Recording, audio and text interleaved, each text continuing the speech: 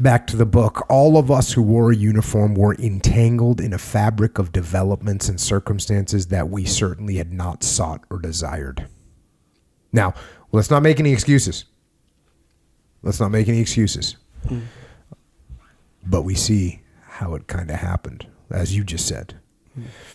We surely could not believe that our employment here in Stalingrad was part of a noble, legitimate battle for German interests.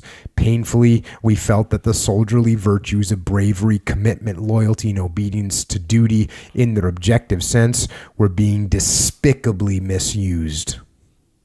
This deepened the tragedy of cruel events in which we now would have to atone for much that we had never wanted.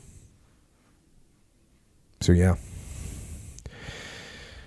That's, I've heard that argument sometimes.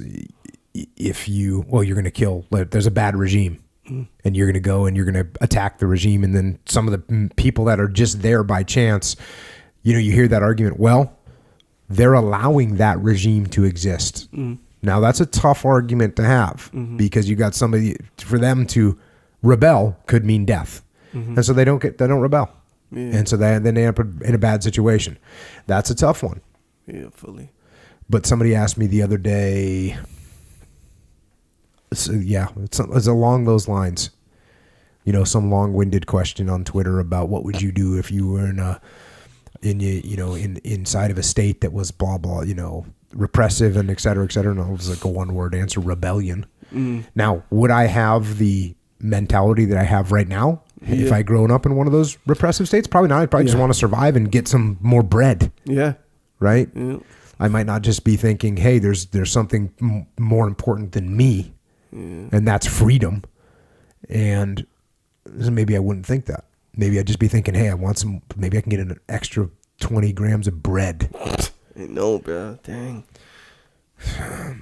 All right. Back to the book. This is good. In the proximity of death, things appeared in their true light and proper order. In such a situation, the Bible speaks to us with an insistence and clarity, the like of which we had never felt or understood before.